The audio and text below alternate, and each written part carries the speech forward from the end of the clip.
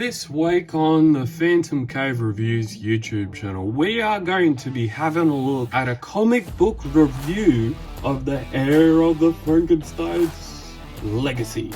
Heir of the Frankenstein. It's issue number 2011 and it also has Hunter's Prey Part 2. I apologize for still having the sticker on the book. I'm not able to get it off. And because my news agency has got rid of the book already after a week after having already got the book in, and not many people actually buy the Phantom in my town, well, the postcode is still on there. The sticker's still on there. But anyways, this week's cover is done by Jason Paulos. It's a really, really cool cover. I always love how I'm looking at Jason Paulos' covers. They look really, really cool. And we actually talked about this cover on the latest episode of The Enthusiast. I think it was episode 7 that came out this week. And yeah, it was really, really good. If you haven't looked at the latest episodes of The Enthusiast, the latest season of The Enthusiast is wrapping up really, really quickly. So if you haven't watched it, go and give it a watch. It's really, really good. And let's get into the story. The Heir of Frankenstein. It's the writer and the artist is both the same in Joan Boyce. The story was first published by Egmont, Sweden, Phantomen, number 9 in 2023. It's a bit of a strange story, really, and I'm not going to spoil it, but I thought I already knew how it was going to play out after I read the first page. I thought, oh yeah, there's something going on here, a bit strange. London, 1869, in the midst of the Second Industrial Revolution. At the University of Oxford, fellow students Christopher Walker and Robert Parker have run into biology professor Theodore Morell, a rather strange fellow to say the least. As I said, ever since I read Mary Shelley's Frankenstein or the modern Prometheus, I have been captivated by the monster to the point where I can sometimes imagine I can see it before me. With my knowledge of the human body, and I am convinced that I could create such a monster, but that's not my intention, of course. Although I sometimes think about it. Ha ha ha ha. I suppose he was joking. Let's hope so. For all humanity's sake. So, that mysterious person, that professor, then goes to another person and says, I have a deal worth taking for you. But we see no one. We only see hands and a handshake. That's not a handshake, Brad. It's something like this, but more strong grip. What I will say, though, is that Joan Boyce's artworks always suit the black and white pages, and the story his art is just really, really good. It just falls well with black and white. It just falls well with black and white. The Phantom gets caught up in a little battle, and he's overwhelmed, and left to bleed on the streets. And then his friend hears and says, oh, a gunshot? It came from here. Better check. It's Kit. What happened to my friend? No problem, it's just a scratch. He gets up, and then they visit the Oxford, asking questions. He says, we are concerned about this abduction and what Professor Morell might have planned. A long time ago, he told me that he could create a human monster like one Mary Shelley describes in her eerie work. Do you think it's possible? He says, a few months ago, Theodore Morell, I doubt it, however, he was fired a few months ago.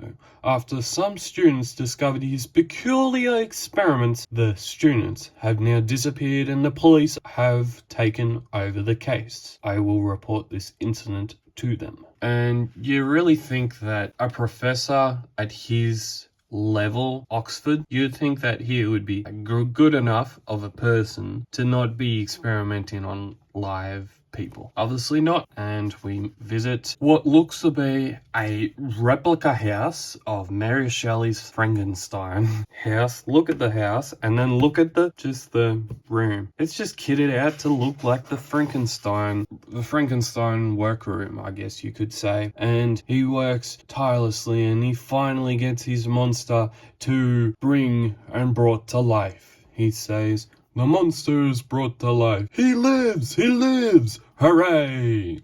Finally, I fulfilled my life's dream. Ha ha ha. I knew I would succeed." But he has very, very bad intentions with this monster. He wants to make sure that if he can create one, he could create 20 of them and then make them work tirelessly without having any breaks.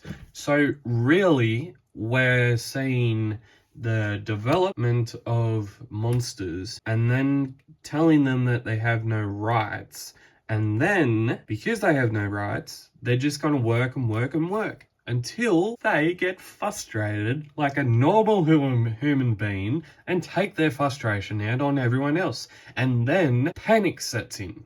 And that's what happens. The person that comes and says, "Oh, I created a deal with you. This is not right. We were asked to have strong men we agreed on. You're crazy, completely out of your mind. I will report you." And then that person is murdered by the professor and he gets out of the city. The Phantom then follows him and they hear of this particular Frankenstein monster causing chaos in this town, Black Forest in Germany. There are reports of this monster being tortured, you would say, and then he doesn't want to take it anymore. The frustration sets in, walks away, he runs away and he starts to kill because he is frustrated with the current and that time and past time human society. So the Phantom hears. He wants to try and track down. He sees the same person who hit him on the street and then he follows him. He goes to their house and there's no one there. So the Frankenstein, out of kindness, he's just wanting to find someone who doesn't treat him as a monster, as a scary human being, who doesn't really understand his power, his strength, and he just wants to be a human. And yeah, he just doesn't understand why he's been treated this way. And so he sees this little child and she says, "Who are you? Are you hungry?" And then another person says, and the child's wanting to give the monster some food. And what would you know, there'd be another person around that's saying, "You scum, get out of here before I shoot you." Because she's making a predetermined judgment that this person, this monster, apart from all appearances, you'd think that person is really, really scary. But you don't know what the person is about inside. You're just seeing the outside of that person. It's like looking at a macadamia. You can only see what's on the outside unless you take the outside off and you look inside and it tastes alright. But you look at a Frankenstein monster and the first thing you see is the outside and you see all the ugliness, you see what the monster actually looks like, and you've already got a predetermined judgment that that monster is bad and you haven't given him a chance to let him explain himself or properly with kindness, because he's never had that. So the Phantom tries and then he tries to get himself shot and then he puts the guy into some glass and pretty much just really, you're gone. And then he goes into the forest. He meets Frankenstein and he says to him, "Don't be afraid of me, Guru. All this monster wants is just a friend that's not going to treat him the bad way." And he says, "Oh, there he is. Oh, get out of our way." And then they lead to this tower, and eventually, with all things that have been created, and in the short time span that he has been around, the Phantom is just trying to save him, but there are things and times in stories, and especially sometimes in real life, where you can't necessarily save someone. And both of them, probably for the good, go off the tower, falling to their ultimate end. And the Phantom says, "The nightmare is over. It was Theodore Morell who was the monster, not you. Rest in peace." It's only that when a person or a thing or a creature is not given kindness or not given the opportunity to receive kindness, that you end up having a predetermined judgment that he's not really a good person. But there are people out there that you really don't want to probably associate yourself with. But we have Hunter's Prey. So the Phantom, he's in Bengali town. He's still looking for the leopard paw print clan kind of guy, and he is searching. He doesn't know where to look first, but he knows sort of where to try and find similar characters. So he goes to the blue dragon. A red dragon? I wonder. She sees him and says, I'm glad to hear it, but knowing the sort of clientele you get here at the docks, you would still hear things, yes? No, not at all. Well, sigh, yes, I guess so. Tara, I'm not after you, I just need some information. Such as, is there talk around here of a leopard man? A few whispers. I thought it was all silly talk, a robbery on a train, I think. Nothing lately.